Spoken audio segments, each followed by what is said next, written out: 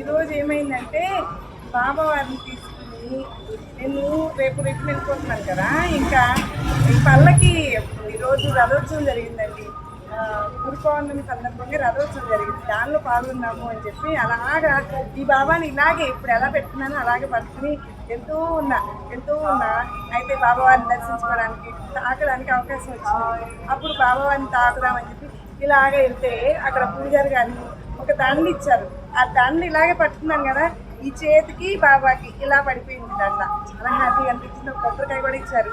అది తెచ్చుకుని అలాగా రథోత్సవం జరుపుకుంటూ అలాగా రౌండ్ వేసుకుంటూ సమాధి మందిరం దగ్గరికి వెళ్ళిపోయాం. సమాధి మందిరంలోకి తీసుకెళ్ళిపోయారు బాబా డైరెక్ట్గా. ఇంకా అక్కడ తీసుకెళ్ళి ఆ దండతో పాటు బాబావారిని కూడా అక్కడ తాకిద్దామని చెప్పి పెడితే పూజారి గారు ఏం చేశారు, ఆ దండ తీసేసుకుని ఓన్లీ బాబానే ఇచ్చారు. వెళ్ళేదాకా ఉంటుందా ఏంటి దండ ఏమన్నా అని చెప్పి అప్పుడు ఈ గొలుసు తీసుకుని బాబావారికి ఇస్తారు. చాలా బాగున్నారు చూడండి, ఎంత బాగున్నారో, ఎంత అందంగా ఉన్నారో. పట్టుకునే ఉన్నాను అప్పటి నుంచి ఇలాగా. టైం బాగున్నారు కదా, చాలా అందంగా ఉన్నారు బాబా. సూపర్.